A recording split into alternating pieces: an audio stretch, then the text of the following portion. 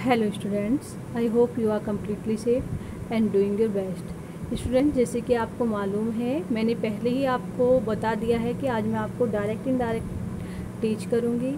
तो स्टार्ट करते हैं। देखिए, डायरेक्ट एंड इनडायरेक्ट स्पीच। पहले मैं इनके बारे में थोड़ा आपको इंट्रोडक्शन देती हूँ। डायरेक्ट स्पीच होता है प्रत्यक्ष कथन। प्रत्यक्ष कथन क्या होता है, पहले उसे हिंदी में समझिए, फिर मैं आपको ये जो लिखा हुआ है इसके बारे में बताऊंगी।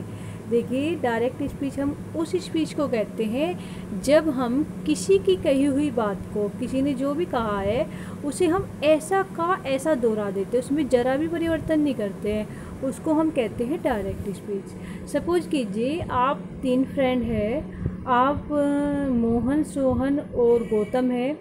गौतम जो है मोहन की बात सोहन को बताता है, आकर आकर कहता है गौतम कि मोहन ने कहा, और आगे की बात को वो ऐसा का ऐसा कहेगा, और 2 कोमों के अंदर हम उसको रखेंगे। आगे की बात कहता है वो, मोहन ने कहा, क्या कहता है आगे, मैं तुम्हें एक किताब दूंगा, मैं तुम्हें एक किताब दूंगा। किसने कही ये बात, मैं तुम्हें एक किताब दूंगा, ये बात कही मोहन ने। लेकिन क्या किया गौतम ने, आके सोहन के सामने वो बात ऐसी की ऐसी ही दोहरा दी कि मैं तुम्हें एक किताब दूंगा, ये बात मोहन ने कही। तो इससे क्या लग रहा है कि ये जो किताब देने का काम है गौतम करेगा, जबकि इसमें चेंज क्या होना चाहिए था कि मोहन ने कहा वह मुझे एक किताब देगा, लेकिन हमने वो चेंज नहीं किया। इस चेंज को ना करने को ही, इस तरह का कोई भी चेंज ना करने को ही हम डायरेक्ट स्पीच कहते हैं, प्रत्यक्ष कथन कहते हैं, किसी की बात को जो कहते हो दोहराने को। ठीक है, अब आगे देखिए आप, अब थोड़ा यहाँ पर पढ़ भी लेंगे इसके बारे में। देखिए, जैसे डायरेक्ट स्पीच रिपीट्स और क्वेट द एक्सैक्ट वर्ड्स स्पोकन। देखिए कि जो डायरेक्ट स्पीच होती है, जो प्रत्यक्ष कथन होते हैं, वो रिपीट कर देते हैं, दोहरा देते हैं, है ना। जैसे मैंने बताया कि भाई गौतम ने मोहन की बात को दोहरा देते हैं, और क्वेट या फिर उद्धृत कर देते हैं। मतलब उद्धृत क्या होता है, ये आप अब समझ लीजिए कि उद्धृत हम किसको बोलते हैं। देखिए, जो उद्धृत करना होता है वो एक तरह से उभारना या फिर पृथक करना होता है। मान लीजिए आपको कोई बात बोलनी है, आप कुछ लिख रहे हैं, कुछ बता रहे हैं, कुछ कहना चाह रहे हैं, तो आप अपनी बात को मजबूत करने के लिए किसी निबंध में से, किसी महान राइटर की रचना में से कुछ लाइनें उठाकर लिखते हैं एग्जाम्पल के। भाई देख लीजिए, ये एग्जाम्पल है, उन्होंने भी ये बात बोली है और मैं भी ऐसे ही कह रहा हूँ। तो उनकी जो उठाई हुई बात है, किसी की जो कही हुई बात है, किसी की रचना में से जो उठाई हुई बात है, उसको भी हम उद्धरण चिन्ह के अंदर रखते हैं। ठीक है, उद्धरण चिन्ह यानी कि उद्धरण चिन्ह क्या होते हैं, किसी की कही हुई बात को या किसी की उठाई हुई बात को दर्शाने के लिए होते हैं। वे उद्धरण चिन्ह क्या होते हैं, जिनको हम इंग्लिश में इन्वर्टेड कोमाज बोलते हैं, ये चिन्ह होते हैं। ठीक है, तो उद्धरण करना उभारना या पृथक करना होता है किसी की चीज़ को,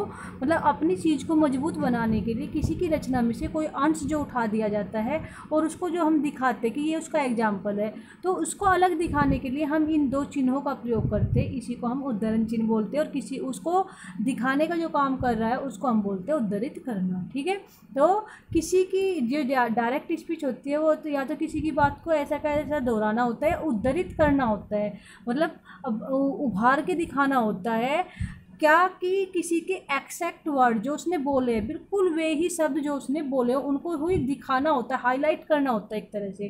ठीक है, इसी को हम डायरेक्ट स्पीच कहते हैं। देखिए अब आगे, when we use direct speech in writing we place the words spoken between quotation marks. देखिए वही बात आ गई ना कि जब हम लिखने में, when we use direct speech, जब हम प्रत्यक्ष कथन को लिखने में यूज करते हैं, ठीक है, यूज करते हैं, तो हम उन्हें प्लेस करते हैं। प्लेस यानी कि रखते हैं, व्यवस्थित करते हैं। ठीक है, प्लेस का यहाँ पे मीनिंग व्यवस्थित करना है, रखना होता है उन शब्दों को जो हम डायरेक्ट स्पीच के ले रहे हैं, किसी के ऐसे ले रहे हैं, बोले गए, तो स्पोकन, ठीक है, वे वर्ड जो बोले गए हैं उनको हम क्या करते हैं, व्यवस्थित करते हैं, किसमें, बिटवीन, बीच में, क्वोटेशन मार्क्स यानी कि इन्वर्टेड कोमाज या उद्धरण चिन्ह, ठीक है, इनके बीच में हम उनको प्लेस करते हैं। और क्या करते हैं, and there is no change in these words, और इन शब्दों में बिल्कुल भी नहीं, है ना, बिल्कुल भी नहीं चेंज परिवर्तन होता है। इन शब्दों में बिल्कुल भी परिवर्तन नहीं होता है, जिनको हम इन चिन्हों के अंदर लिखते हैं। जो इधर वाले आदमी ने कही है वो ऐसी की ऐसी आ जाएगी यहाँ पर, उसमें हम जरा भी एक सुई की नोक के बराबर भी परिवर्तन नहीं करते हैं, ठीक है। ऐसी की ऐसी कह देंगे, चाहे वो बात हमें सुनने में गलती क्यों ना लग रही हो कि इसमें थोड़ा ये परिवर्तन होना चाहिए था, लेकिन हम करेंगे नहीं, हम उसको ऐसा का ऐसा ही लिखेंगे। इसी को हम कहते हैं डायरेक्ट स्पीच और हिंदी में प्रत्यक्ष कथन। आगे देखिए, we may be reporting something that is being said now. देखिए हम क्या कर सकते हैं, वी में रिपोर्टिंग, हम सूचना दे सकते हैं, ठीक है, हम सूचना दे सकते हैं समथिंग किसी बारे में, दैट इज बीइंग सेड जो कहा गया हो, नाउ अभी अभी, हम उस बारे में जो सूचना दे सकते हैं किसी को जो अभी अभी कहा गया हो, किसके द्वारा, डायरेक्ट स्पीच के द्वारा।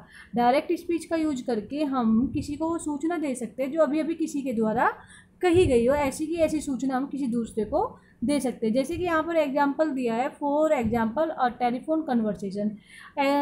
एग्जाम्पल के तौर पर हम एक टेलीफोन कन्वर्सेशन को ले लेंगे। दो आदमियों के बीच में बात हुई, मोहन और सोहन के।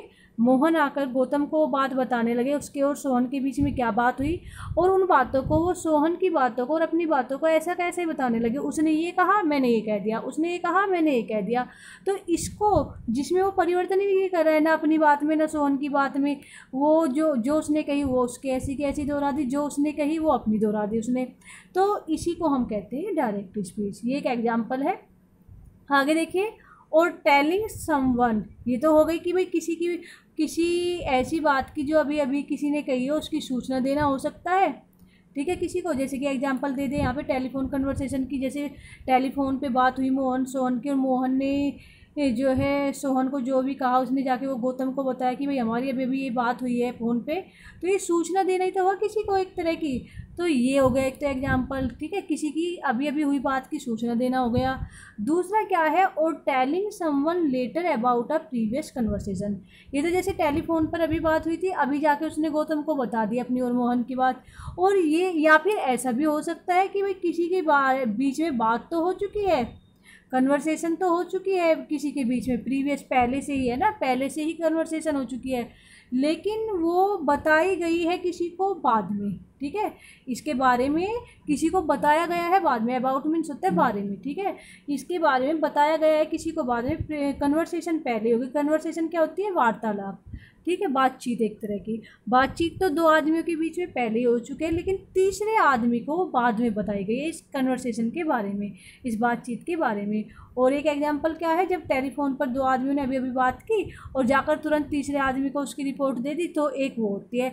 लेकिन कंडीशन क्या है, बात चाहे पहले की बता दें हम किसी को बाद में, या तभी की बता दें, लेकिन बात में परिवर्तन नहीं होना चाहिए। जो कि जो जैसी सामने वाले ने कही वैसी की वैसी बतानी है, उसमें ज़रा भी परिवर्तन नहीं करना है। इसी को हम डायरेक्ट स्पीच बोलते हैं। जैसे यहाँ पर कुछ एग्जाम्पल है, देखिए, she says there is an elephant outside my window. She says, वह कहती है, ध्यान से देखिएगा, वह कहती है, there is an elephant outside my window, एक हाथी है मेरी खिड़की के बाहर। ये जो यहाँ पर बात है, ये जो आपको कोटेशन मार्क्स दिख रहे हैं, इन्वर्टेड कॉमास दिख रहे हैं, इसका मतलब ये है कि इस लड़की की, इसकी ही बात इनके अंदर है, किसी और की बात नहीं है, ये इसकी बात है। अब आप ध्यान से पढ़िए, कहने वाली कौन है, वह, और बात क्या कह रही है, मेरी खिड़की के बाहर एक हाथी है। अगर हम इसे ध्यान से देखें तो हमें लगता है कि जो माई है ये हमारे लिए आया है, कि जो हमें हमारी खिड़की के बाहर बता रही है वो एक हाथी, लेकिन उसका आशय है अपनी खिड़की के बाहर बताने का। तो उसे यहाँ पर हर का प्रयोग करना चाहिए था अपने अनुसार, लेकिन यहाँ पर उसने किसका प्रयोग किया, माई का। इसी को हम डायरेक्ट स्पीच कहते हैं, कि जो परिवर्तन होने चाहिए वे भी परिवर्तन नहीं होते, जो कि तो बात दोहरा दी जाती है, इसी को हम डायरेक्ट स्पीच कहते हैं। देखिए second, Mohan said I am going to Delhi today. Mohan ने कहा, अभी मोहन की ऐसी बात यहाँ पर लिख दी हमने।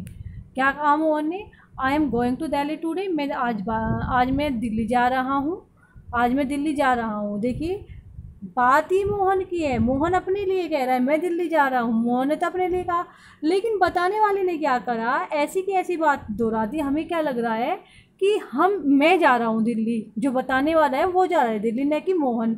इसमें चेंज होना चाहिए था, मोहन के अकॉर्डिंग यहाँ पर ही आना चाहिए था और ही जाना चाहिए था। तो ये यहाँ पर परिवर्तन नहीं किया गया। इसी को हम कहते हैं डायरेक्ट स्पीच, जब हम किसी की बात को ज़रा भी चेंज ना करें। ठीक है, आगे देखिए। The teacher said well done, teacher की वर्ड को ऐसा का ऐसा ही लिख दिया। टीचर ने कहा वेल डन, बहुत अच्छा किया। ये ही डायरेक्ट स्पीच होती है, जब हम किसी के शब्दों का जो का त्यों इन्वर्टेड कोमाज के अंदर लिख देते हैं। ठीक है, आगे चलिए इनडायरेक्ट स्पीच। इनडायरेक्ट स्पीच देखिए, इनडायरेक्ट स्पीच को अप्रत्यक्ष कथन बोलते हैं हिंदी में। अब इसके बारे में देखिए। Reporting what somebody has said not using actual words is called indirect speech. देखिए कि सूचना देना किसकी, कि किसी ने क्या कहा है, किसी ने क्या कहा है इस बात की सूचना देना, और साथ में नॉट यूजिंग, ने यूज करना, बिना यूज किए हुए, है ना, बिना यूज किए हुए द एक्चुअल वर्ड्स, वास्तविक शब्दों को यानी कि जो कहने वाले ने यूज किए हैं, सारे के सारे वे वर्ड यूज नहीं करने, उनमें कुछ परिवर्तन करना है, इज कॉल्ड इनडायरेक्ट स्पीच। ये ही इनडायरेक्ट स्पीच कही जाती है। देखिए डायरेक्ट स्पीच में तो क्या था कि बात सही लगे या गलत लगे, लेकिन हमें शब्द वोके वही दोहराने हैं जो कहने वाले ने यूज किए थे। लेकिन इनडायरेक्ट स्पीच में क्या होगा, थोड़ा विपरीत होगा। इनडायरेक्ट स्पीच में हम कुछ शब्दों को चेंज कर देंगे, उसके वास्तविक शब्दों को हम चेंज कर देंगे हमारी रिक्वायरमेंट के हिसाब से। इसी को हम इनडायरेक्ट स्पीच कहते हैं। आगे देखिए। It tells what someone said, ये हमें बताता है कि किसी ने क्या कहा है। ठीक है, इनडायरेक्ट स्पीच भी यही बताता है, डायरेक्ट स्पीच भी यही बताता है। लेकिन क्या होगा इनडायरेक्ट स्पीच में इससे different, but does not use the persons actual words, लेकिन ये उस इंसान के जिसने भी वो बात कही है उसके वास्तविक शब्दों का प्रयोग नहीं करता, उनमें कुछ फेरबदल कर देता है। इसी को हम इनडायरेक्ट स्पीच कहते हैं। इट इज़ ऑल्सो सैड या कॉल्ड, ठीक है, ओब्लिक लगा हुआ है ना, तो इसका मतलब होता है या। इट इज़ ऑल्सो सैड और कॉल्ड इनडायरेक्ट डिस्कॉर्ड और रिपोर्टेड स्पीच। देखिए इनडायरेक्ट स्पीच के दो नाम हो रहे हैं, इनको आप याद कर लेंगे, मैं टेस्ट में पूछूंगी। इनडायरेक्ट स्पीच को और क्या कहा जाता है, इनडायरेक्ट डिस्कॉर्ड कहा जाता है या फिर रिपोर्टेड स्पीच भी कहा जाता है इनडायरेक्ट स्पीच को। आगे देखिए। It expresses the content of statement, ये क्या करती है, एक्सप्रेस करती है, वर्णन करती है जो हमारे कथन है उनकी विषय वस्तु का। ठीक है, कि भाई स्टेटमेंट जो भी कथन है उसकी विषय वस्तु क्या है, उसमें क्या वर्ब, प्रोनाउन आदि का प्रयोग हुआ, उसके बारे में ये एक्सप्रेस करती है।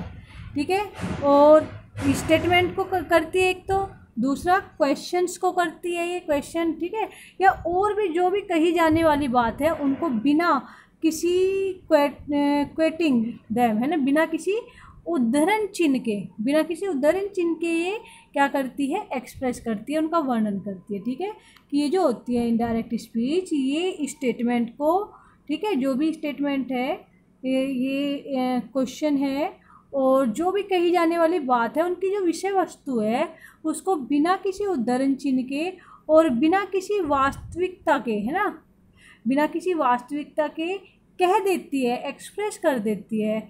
और किस तरह से, as is done in direct speech, जैसा कि डायरेक्ट स्पीच में होता है, ऐसा न करके ये बिना वास्तविकता के इनको क्या कर देती है, एक्सप्रेस कर देती है। कहने का क्या आशय है कि जैसे कि डायरेक्ट स्पीच में क्या होता है, वास्तविकता को बनाए रखना होता है कि भाई जो सामने वाले ने कहा वो ही यूज करना है, लेकिन इनडायरेक्ट स्पीच क्या करता है, इसके विपरीत स्टेटमेंट या क्वेश्चन या जो भी कही हुई बात होती है उसमें वास्तविकता का ध्यान न रखते हुए और इन्वर्टेड कोमाज का न ध्यान रखते हुए अपनी बातों को एक्सप्रेस कर देती है, और जबकि डायरेक्ट स्पीच में ऐसा नहीं होता है। ठीक है, ये यहाँ पे कहने का मतलब है। एग्जाम्पल देखिए।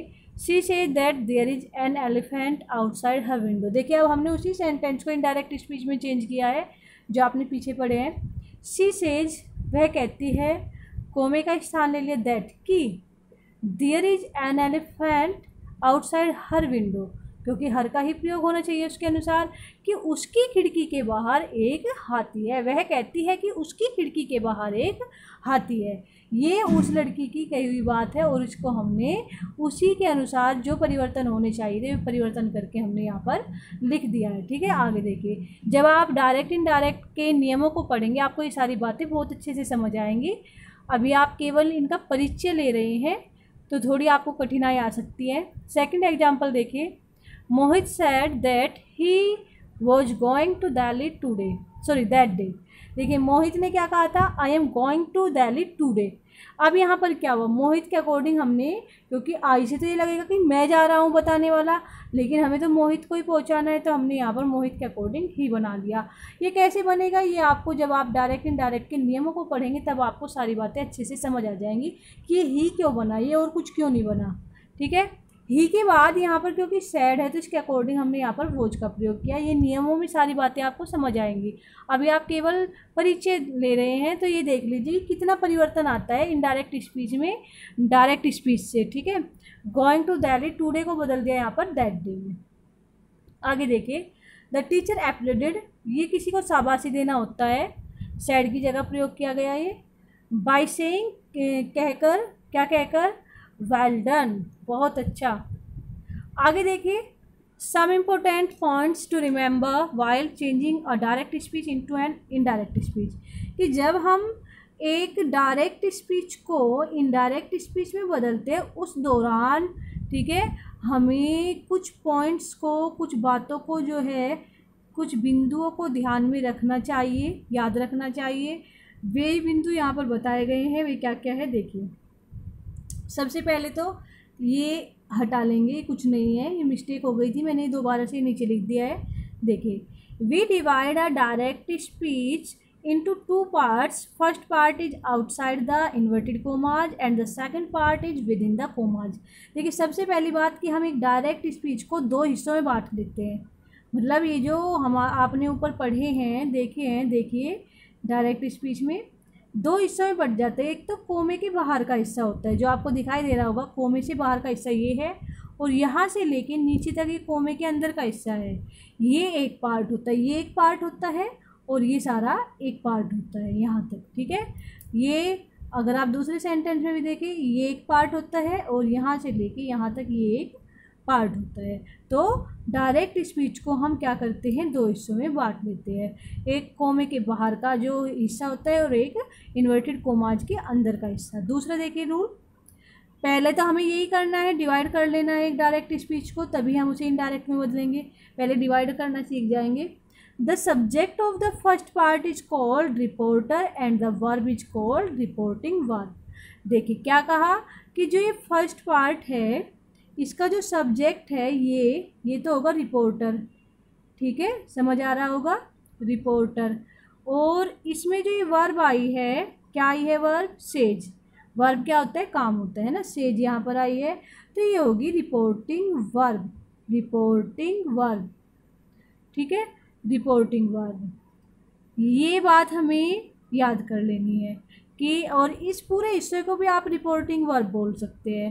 वैसे ये रिपोर्टर होता है, ये रिपोर्टिंग वर्ब होती है। ठीक है, कोमे से बाहर के हिस्से की अभी बात हुई है, अब कोमे से अंदर के हिस्से की बात करेंगे थोड़ी सी।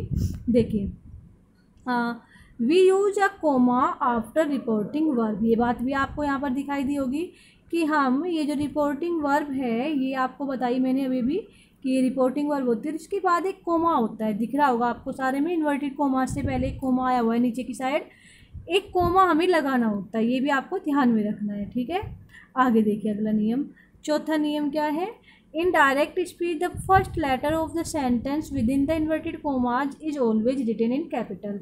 कि जब हम एक डायरेक्ट स्पीच लिखते हैं, डायरेक्ट स्पीच आपको पता है इन्वर्टेड कोमाज के अंदर, कि जब हम एक डायरेक्ट स्पीच लिखते हैं और यहाँ तक का हमें ज्ञान हो गया है, यहाँ तक हमें पता चल गया इस कोमे तक का, तो जब हम इन्वर्टेड कोमाज के अंदर गए और हम अब दूसरे पार्ट में घुसने लगे, एक डायरेक्ट स्पीच के पहला पार्ट हमने कंप्लीट कर लिया, तो सेकंड पार्ट में जो फर्स्ट लेटर होगा वो हमेशा कैपिटल होगा। ये बात आपको ध्यान रखनी है।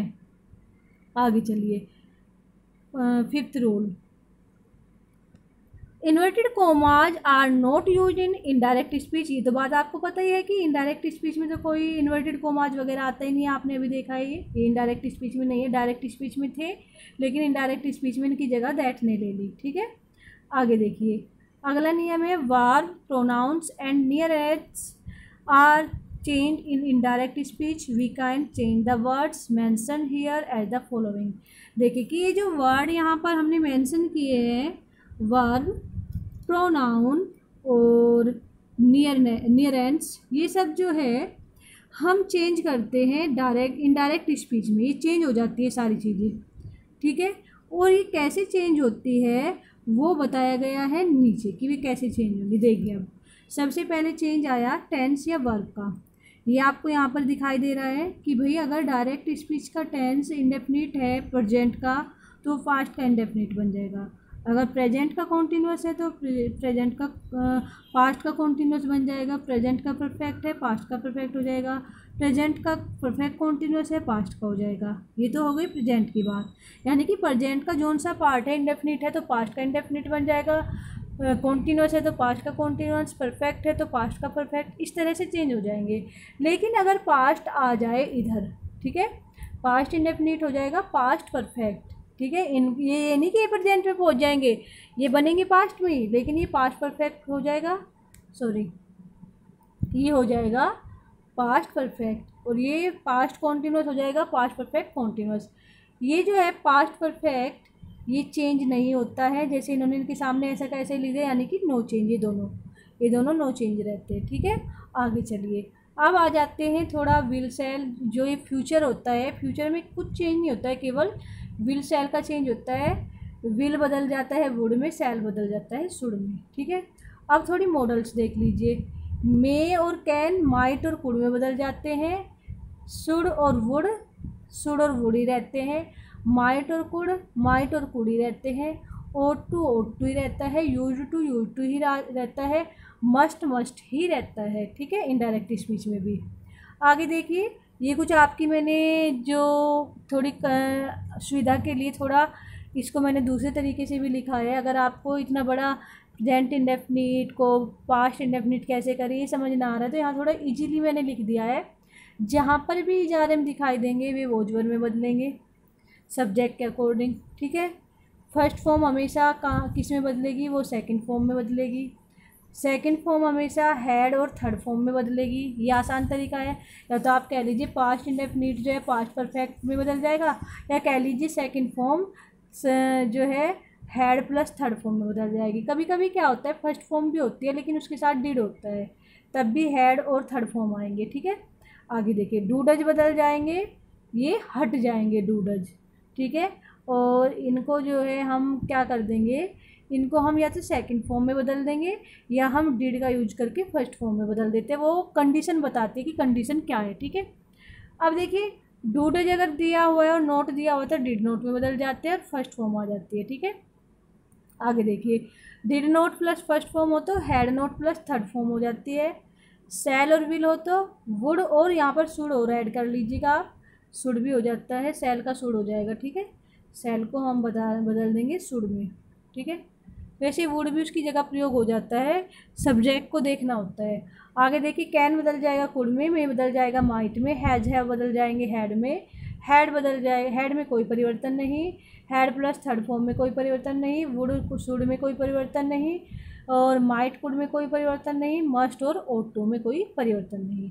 आगे चलिए, यहाँ पर कुछ मैंने इंपॉर्टेंट पॉइंट्स लिखे हैं जो आजकल मॉडर्न इंग्लिश में जो है माने जाते हैं। पहले तो आप ये जान लीजिए कि ये जो चेंज आपने अभी तक ऊपर पढ़े हैं ये कुछ कंडीशन में लागू नहीं होते हैं। ठीक है, कि भाई प्रेजेंट इंडेफिनिट पास्ट इंडेफिनिट में बदल रहा है, प्रेजेंट कंटिन्यूस पास्ट कंटिन्यूस में बदल रहा है, ऐसा कभी कभी नहीं होता है। वे कुछ कंडीशंस होती है, वे आपको जब मैं रूल्स पढ़ाऊँगी सारी तरह के तब आपको बहुत अच्छे से बताऊँगी। यहाँ पर केवल एक एग्जाम्पल देख लीजिए, क्या दिया है, the teacher said the earth moves round the sun, कि टीचर ने कहा कि जो पृथ्वी है वो सूर्य के चारों ओर घूमती है। अब इनडायरेक्ट में हम इसको चेंज करेंगे, इनडायरेक्ट में चेंज होके हो गया ये। The teacher said that the earth moves round the sun. अध्यापक जी ने कहा कि पृथ्वी जो है वो सूर्य के चारों ओर घूमती है। इसमें हमने देखिए यहाँ पर आपको दिखाई देगा मूव फर्स्ट फॉर्म है और हमने फर्स्ट फॉर्म को फर्स्ट फॉर्म ही रखा है, यानी कि प्रेजेंट इंडेफिनिट को प्रेजेंट इंडेफिनिट ही रखा है, जबकि बाहर सैड भी आया है। ये नियम मैं आपको बहुत अच्छे से पढ़ाऊंगी, अभी केवल मैं आपको परिचय दे रही हूँ ऐसा क्यों हुआ है। ऐसा मैं आपको अभी थोड़ा सा बता देती हूँ कि यूनिवर्सल जो ट्रुथ होते हैं उनको हम कभी भी चेंज नहीं करते हैं। मतलब जिसको सारी दुनिया माने, जो बिल्कुल सत्य है, पृथ्वी सच में ही सूर्य के चारों ओर घूमती है, इस बात को कोई नकार नहीं सकता दुनिया में। ठीक है, अगर हम कहने लगे कि भाई पृथ्वी जो है एकमात्र ऐसा ग्रह है जिस पे अभी जीवन पाया गया है, जिस पर वैज्ञानिकों ने पता लगाया, ये भी सत्य है। अगर हम कहने लगे ईमानदारी सबसे अच्छी नीति है, ये भी सत्य है। और या ऐसी आदत हो जिसको कोई बदल नहीं सकता, जो हमारे रग में ही बसी, हमारे खून में ही बसी है, जो बदल ही नहीं सकती है ना। जैसे भाई दया करना जो है क्या है, इंसान का गुण है। या जैसे हम कहने लगे भौंकना कुत्ते की आदत है। तो ये सारे जो है हमेशा प्रेजेंट इंडेफिनिट में ही रहते हैं, चाहे कुछ भी आए।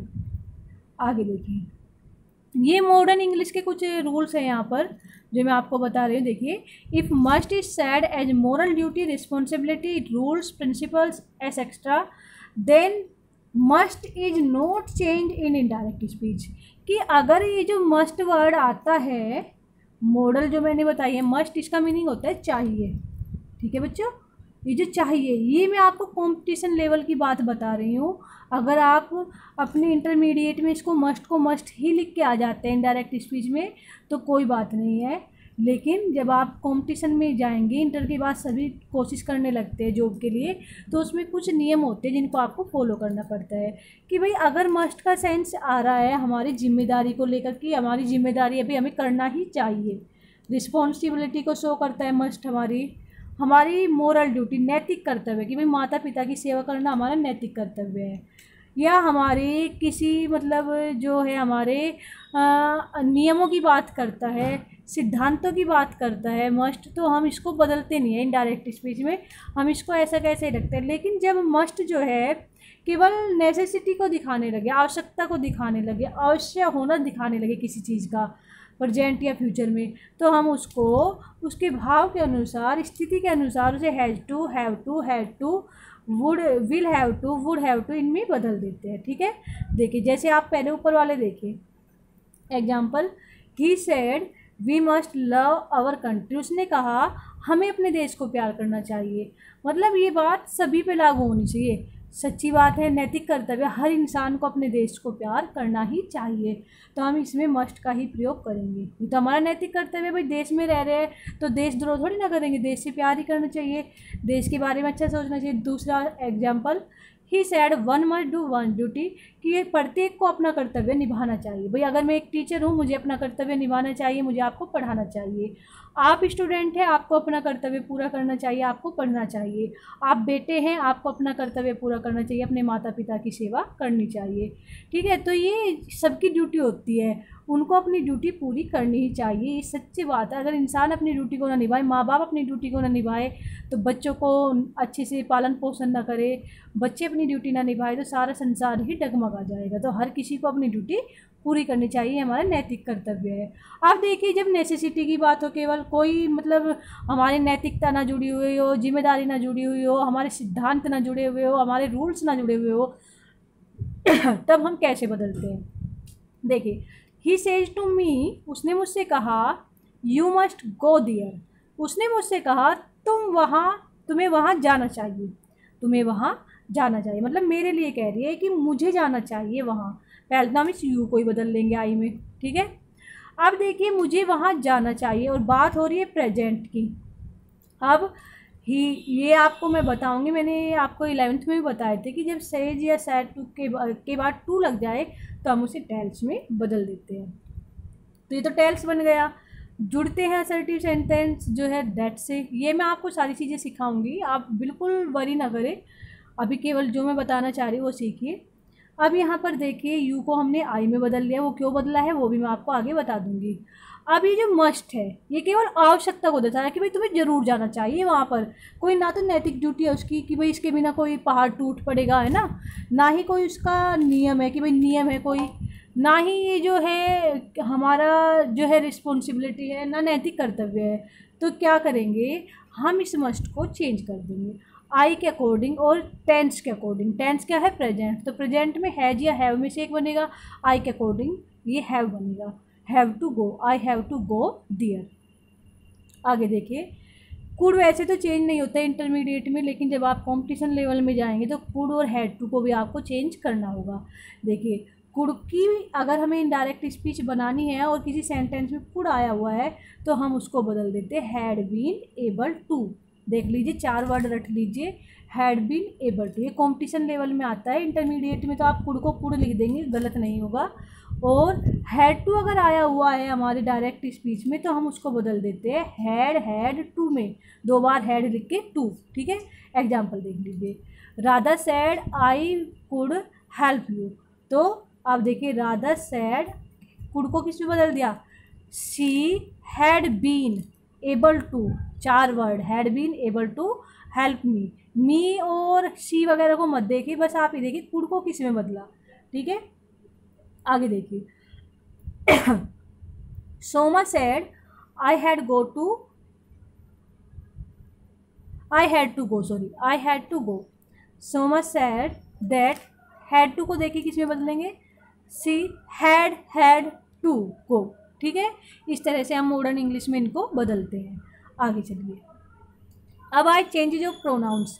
सबसे पहले चेंज करने से पहले तो आप प्रोनाउंस को समझ ही लीजिए। ठीक है, प्रोनाउंस किस तरह से हमने बांटे हुए, 7 प्रोनाउंस है। पहली तो बात, ये जो प्रोनाउंस है सारे पर्सनल प्रोनाउन है और उन्हीं में से हमने पॉजेसिव और रिफ्लेक्सिव प्रोनाउन बनाए हुए हैं। इनको हम कैसे बदलते हैं, पहले तो हमने इन 7 जो प्रोनाउन है, पर्सनल प्रोनाउन है, इनको हमने 3 हिस्सों में डिवाइड कर दिया है। ठीक है, एक हिस्सा है फर्स्ट पर्सन, एक हिस्सा है सेकंड पर्सन, एक हिस्सा है थर्ड पर्सन। फर्स्ट पर्सन में हमने इन 2 को रखा है, आई और वी को। ठीक है, और सेकंड पर्सन में केवल हमने यू को रखा है। थर्ड पर्सन में हमने इन 4 को रखा है, ही, सी, इट और दे। इस तरह से ये 7 होते हैं। अब देखिए, सब्जेक्टिव फॉर्म में अगर ये आते, एक सब्जेक्ट का काम करते, तो हम इनको इस तरह से लिखेंगे। ध्यान से समझ लीजिए, अगर हम इनको एक सब्जेक्ट के रूप में लिखते हैं तो हम इस तरह से लिखेंगे, आपको दिख रहे हैं। लेकिन अगर हम इन्हें एक ऑब्जेक्ट के रूप में लिखते हैं, वर्ब के ऑब्जेक्ट के रूप में, मतलब अगर हमें क्वेश्चन का वर्ब में क्वेश्चन करने से कौन या किसने जवाब मिलता है तो हम इस तरह से लिखेंगे। लेकिन अगर हमें वर्ब में क्वेश्चन करने से जवाब जो है क्या और किसको से मिलता है तो हम इस तरह से लिखेंगे। ठीक है, ऑब्जेक्ट के रूप में। देखिए, आई का ऑब्जेक्ट होता है मी और मी का सब्जेक्ट होता है आई, वी का ऑब्जेक्ट होता है अस और अस का सब्जेक्ट वी का ऑब्जेक्ट होता है अस और अस का सब्जेक्ट होता है वी। यू का सब्जेक्ट होता है यू का ऑब्जेक्ट होता है यू। ठीक है, ये आप छोड़ देंगे। आगे देखिए, ही का सब्जेक्ट होता है हिम का सब्जेक्ट होता है ही और ही का ऑब्जेक्ट होता है हिम। सी का ऑब्जेक्ट हर का सब्जेक्ट सी, इट का ऑब्जेक्ट इट का सब्जेक्ट इट, दे का ऑब्जेक्ट देम का सब्जेक्ट दे। आगे चलिए, पॉजेसिव कैसे बनते हैं इनके, आई का पॉजेसिव होता है माई या माइन। ठीक है, वी का पॉजेसिव होता है अवर या अवर्स और यू का पॉजेसिव होता है योर या योर्स। ठीक है, ही का पॉजेसिव होता है हिज, हर का पॉजेसिव होता है हर्स या हर, इट का पॉजेसिव होता है इट्स, देयर का पॉजेसिव होता है देयर्स और इनके रिफ्लेक्सिव होते हैं। पहले तो आप ये समझ लीजिए दूसरा यू किस लिए है। यू जो होते हैं एक तो बहुवचन को शो करता है और एक वचन को शो करता है। ठीक है, एक वचन के लिए ये वाली लाइन चलेगी और बहुवचन के लिए ये वाली लाइन चलेगी। यू में बहुत सारे बच्चे भी तो हो सकते हैं, यू में एक बच्चा भी हो सकता है। ठीक है, तो बहुवचन के लिए हम इसका प्रयोग करेंगे योर सेल्फ में, बाकी सब कुछ तो एक जैसा ही है, और एक वचन में हम योर सेल्फ को प्रयोग करेंगे। ठीक है, अब चलते हैं इन पर, इनके रिफ्लेक्सिव कैसे बनेंगे। आई का रिफ्लेक्सिव है माई सेल्फ और माई का ऑब्जेक्ट वी का रिफ्लेक्सिव है अवर सेल्व्स, यू का रिफ्लेक्सिव अगर सिंगुलर की बात करें योर सेल्फ, प्लूरल की बात करें तो योर सेल्व्स। ही का रिफ्लेक्सिव हिमसेल्फ, सी का रिफ्लेक्सिव हरसेल्फ, इट का रिफ्लेक्सिव इटसेल्फ और दे का रिफ्लेक्सिव देमसेल्व्स। ठीक है, आगे चलिए। ये तो हमें केवल प्रोनाउन की जानकारी होगी, इसे आप 10 बार देखेंगे आपको याद हो जाएगा ये। उसके बाद चलते हैं इन्हें बदलते कैसे हैं। ठीक है, कि अब देखिए आप पहुँच जाए, मैंने यहाँ पर एक ये लिखा सेंटेंस, हम जो चेंज करते हैं बच्चों प्रोनाउंस वे इन्वर्टेड कोमाज के अंदर के चेंज करते हैं, बाहर हमें कोई चेंज नहीं करना। बाहर तो केवल हमें इससे मतलब है, ठीक है, बाकी कुछ चेंज नहीं करना है। प्रोनाउंस अगर हमें अंदर का चेंज करना हो, ठीक है, अंदर के ही प्रोनाउन चेंज होंगे और होंगे भी इनके और यहाँ के आधार पर। ठीक है, वे कैसे चेंज होंगे देखिए। फर्स्ट पर्सन का जो प्रोनाउन होगा, आपको पता है फर्स्ट पर्सन में आई और वी थे और इनसे बनने वाले सारे वर्ड, ठीक है, जो भी आपने पढ़े रिफ्लेक्सिव या पजेसिव, वे सारे वर्ड वे चेंज होते हैं अकॉर्डिंग, यानी कि अनुसार सब्जेक्ट के। किसके सब्जेक्ट? वो पार्ट जो इन्वर्टेड कोमाज के बाहर है, यानी कि इस पार्ट के अनुसार। अब देखिए बच्चों, इस पार्ट के अकॉर्डिंग चेंज होंगे तो इसे राम होना चाहिए, नहीं राम नहीं होगा, ये होगा तो ये थर्ड पर्सन में से ही। ये जो थर्ड पर्सन आपको दिखाई दे रहे हैं ना यहाँ पर, ये 4 थर्ड पर्सन बनेगा तो इनमें से ही या इनसे बनने वाले वर्ड में से। लेकिन हम ये देखेंगे कि ही सी इट दे, ही तो होता है जेंट्स के लिए, सी होता है लेडीज़ के लिए, इट होता है निर्जीव के लिए, दे होता है जब एक से ज़्यादा हो, चाहे वे लेडीज़ हो चाहे जेंट्स हो, चाहे लेडीज़ और जेंट्स सब मिलकर हो। ठीक है, तो यहाँ पर हमें बनाना थर्ड पर्सन ही है राम को, लेकिन राम के जेंडर के अकॉर्डिंग बनाएंगे। राम क्योंकि लड़का है, ही है, तो हम इसे ही बनाएंगे। ठीक है, इस तरह से यहाँ पर ये चेंज हुआ। हमने इस प्रोनाउन को, यहाँ पर जो ये प्रोनाउन आया था आई, इसको हमने राम के अकॉर्डिंग बदल के क्या कर दिया, ही कर दिया। ये बात यहाँ पर समझाई गई है। अगला देखिए दूसरा नियम, ये जो है सेकंड पर्सन के जो प्रोनाउन है, सेकंड पर्सन में बच्चों यू आता है। ठीक है, जैसे कि मैंने बताया हुआ है आपको, ये सारे वर्ड यू से बनने वाले और यू, दोनों तरह के यू अगर वे आए हैं इन्वर्टेड कोमाज के अंदर, बदलना उन्हें भी बाहर के हिस्से का अकॉर्डिंग ही है। हमने आई और वी को तो इस हिस्से के अकॉर्डिंग बदल दिया, लेकिन यू बदलेगा इस हिस्से के अकॉर्डिंग। ठीक है, ऑब्जेक्ट के अकॉर्डिंग। आपको पता है सब्जेक्ट और ऑब्जेक्ट का, सब्जेक्ट आई का क्या, मी का क्या होता है आई, और वो हमेशा इधर आना चाहिए, ऑब्जेक्ट आता है वर्ब के बाद। ठीक है, तो हम अगर यू को बदल रहे हैं तो वो ऑब्जेक्ट के अनुसार बदलेगा बाहर वाले हिस्से के। तो ऑब्जेक्ट क्या है, मी तो ऑब्जेक्टिव फॉर्म में है, लेकिन यू तो यहाँ पर सब्जेक्ट का काम कर रहा है, और मी का सब्जेक्ट क्या है, आई, तो ये अपने सब्जेक्ट को ही इसके पास भेजेगा, न कि खुद आएगा। ठीक है, क्योंकि सब्जेक्ट का काम तो सब्जेक्ट ही करेगा, मी अपने आप थोड़ी ना कर देगा उसका काम। तो ये क्योंकि भाई भाई तो है, उसी का तो अंश है, मान लीजिए एक ही तो इंसान है, रूप ही तो बदल रहा है मी। ठीक है, तो मी किसको भेज देगा, अपना जो रूप है सब्जेक्ट वाला, उसी रूप को भेजेगा, क्योंकि यहाँ पर ये जो यूथ है ये सब्जेक्ट का काम कर रहा है। तो यहाँ पर ये कहेगा मैं तुझे ऑब्जेक्ट को बर्दाश्त नहीं करूँगा, तो अपने सब्जेक्ट को भेज, अपने घर से अपने सब्जेक्ट को भेज, तो ये अपने घर के सब्जेक्ट आई को ही इसके पास भेजेगा। ठीक है, तो यहाँ पर देख लीजिए आप, यू चेंज होकर क्या बन गया, आई बन गया। ठीक है, अब यहाँ पर नेक्स्ट में हमने कही है कि जो थर्ड पर्सन के प्रोनाउन है, जितने भी 4 प्रोनाउन है, ही सी इट दे, और उनसे बनने वाले जो वर्ड है ये सारे, ठीक है, और या फिर कोई नाम हो, जैसे राम, सीता, गीता, मोहन, कोई भी नाम हो, वे कभी भी चेंज नहीं होते हैं अगर इन्वर्टेड कोमाज के अंदर ये सब आ जाए। जैसे कि यहाँ पर है राधा है, नाम है किसी का, तो ये चेंज नहीं होगा, ये राधा ही रहेगा। मान लीजिए यहाँ पर राधा ना होकर थर्ड पर्सन का प्रोनाउन होता सी। ठीक है, तो ये सी क्योंकि थर्ड पर्सन का प्रोनाउन है, ही सी इट दे 4 होते हैं थर्ड पर्सन के प्रोनाउन, उनमें से अगर कोई सा भी आ जाए यहाँ पे तो वो चेंज नहीं होगा, सी यहाँ पर भी सी ही रहता। ठीक है, आगे चलिए। अगला नियम कह रहे हैं कि if there is no object in the part outside the inverted commas, then we consider us और me as a object and change the part inside the inverted commas according to us और me. ये कह रहे हैं कि अगर हमारे पास बाहर के हिस्से में कोई ऑब्जेक्ट ही ना हो और अंदर सेकंड पर्सन का प्रोनाउन आ जाए, और वो तो बदलता है यहाँ के अकॉर्डिंग ही, ऑब्जेक्ट के अकॉर्डिंग, और वो यहाँ पर नहीं है, तो ऐसी हालत में हम हमेशा यहाँ या तो अस को ऑब्जेक्ट मानेंगे या मी को। वो कैसे डिसाइड होगा, वो अंदर के इंसानों की संख्या के हिसाब से डिसाइड होगा। ठीक है, तो यहाँ पर हम किसको मानेंगे वो हम लिख देंगे। ठीक है, अस या मी को ही हम यहाँ पर ऑब्जेक्ट मानते हैं ऐसी कंडीशन में, और उन्हीं के अकॉर्डिंग, अस और मी के अकॉर्डिंग ही हम यहाँ के यू को चेंज करते हैं। ठीक है, या उनके पजेसिव या रिफ्लेक्सिव को चेंज करते हैं। जैसे ये है, he said you are making mistake, कि उसने कहा तुम गलती कर रहे हो, तो अब ये यू यहाँ पर हम सिंगुलर ही मानेंगे, क्योंकि यहाँ पर या आप प्लूरल भी मान सकते हैं, ठीक है। तो हम सिंगुलर मानते हुए मी का सब्जेक्ट है आई, और ये क्योंकि यू सब्जेक्टिव फॉर्म में है तो मी भी अपने सब्जेक्टिव फॉर्म को यहाँ भेज देगा आई को, तो ये चेंज होकर बन गया I was making a mistake.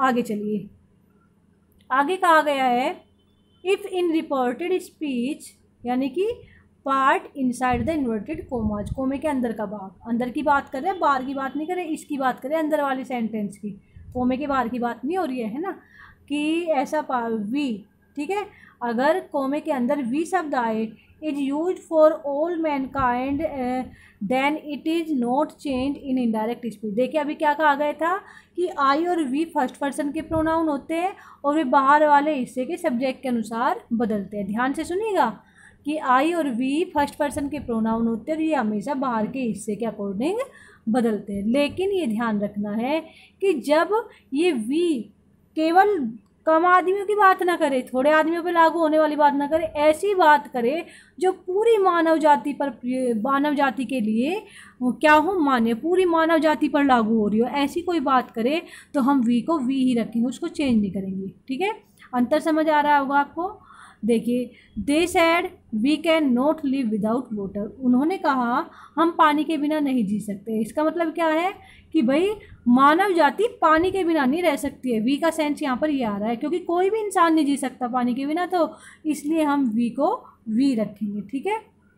ये भी कॉम्पिटिशन लेवल की बात है, इंटर में ऐसी बात वैसे आएगी नहीं, ठीक है। अगला देख लीजिए एक और example, he said to me we are mortal, उसने मुझसे कहा हम अमर हैं। देखिए अमर कौन है, सॉरी नश्वर है।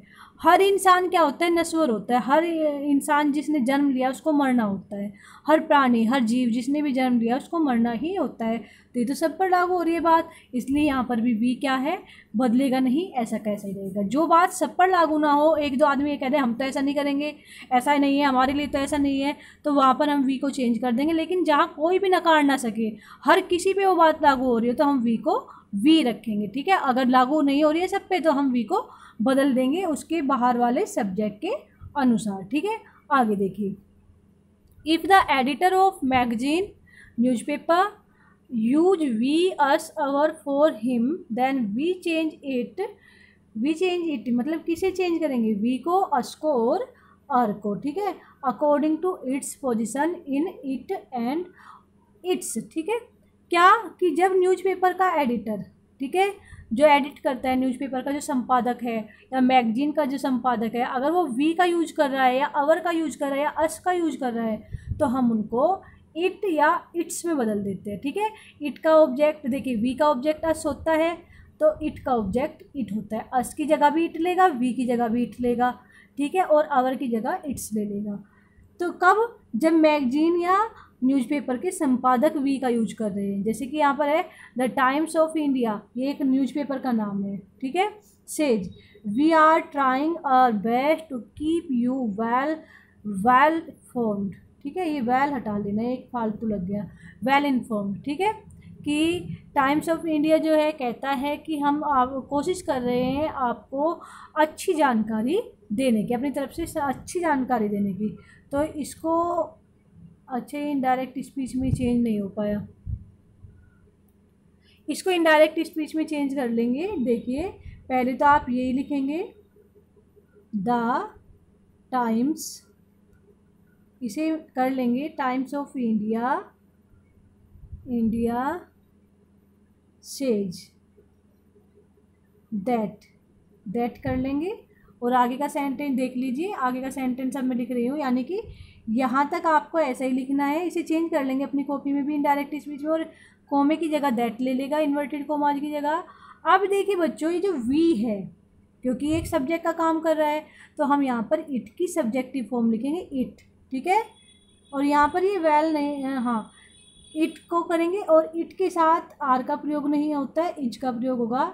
इट इज ट्राइंग, आर को फिर बदल देंगे हम इट्स में, चेंज कर लेंगे इसे अपनी कॉपी में भी, ये पता नहीं कैसे छूट गया। Its best to keep you को बदल देंगे अस में, बता दूंगी मैं ये कैसे बदला, ये हटा देंगे, फालतू में लगा हुआ है, वेल इन्फॉर्म। तो पूरा सेंटेंस हो जाएगा the Times of India says that it is trying its best to keep us well inform. देख लीजिए इसे अच्छी तरह से और चेंज कर लीजिए अपनी कॉपी में भी।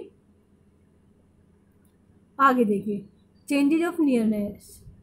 देखिए नियरनेस को कैसे बदलते हैं हम। अगर डायरेक्ट स्पीच में आया हुआ है नाउ, उसको बदलेंगे देन में। जस्ट आया हुआ है उसको भी देन में बदलेंगे, जस्ट नाउ को जस्ट देन में। ठीक है, आगे देखिए दिस को दैट में, दीज को दोज में। इनको याद कर लेंगे अच्छी तरह से। हिदर को थिदर में, और हियर को दियर में, हैंड्स को थैंक्स में, दस को शो में, कम हियर को गो दियर में, नेक्स्ट वीक, नेक्स्ट ईयर, ऐसे मतलब जिनके सामने नेक्स्ट है, आगे चाहे कुछ भी हो, द नेक्स्ट को हम द फॉलोइंग में बदल देंगे, बाकी आगे के वर्ड ऐसे ही रहेंगे। ठीक है, आगे समझ। आगे इधर आ जाइए दूसरी रो में, यहाँ देखिए टुडे को दैट डे में बदलेंगे, टू नाइट को दैट नाइट में बदलेंगे, टुमोरो को द नेक्स्ट डे या द फॉलोइंग डे में बदलेंगे। ठीक है, कोई से में भी। द डे आफ्टर टुमोरो को बदलेंगे इन 2 डेज टाइम में। याद कर लेंगे इन्हें अच्छे से बच्चों, 10 बार आप अगर इसे वीडियो को देख लेंगे तो भी याद हो जाएंगे। येस्टरडे को द प्रीवियस डे में या द डे बिफोर में, दो में से किसी में भी बदल सकते हैं।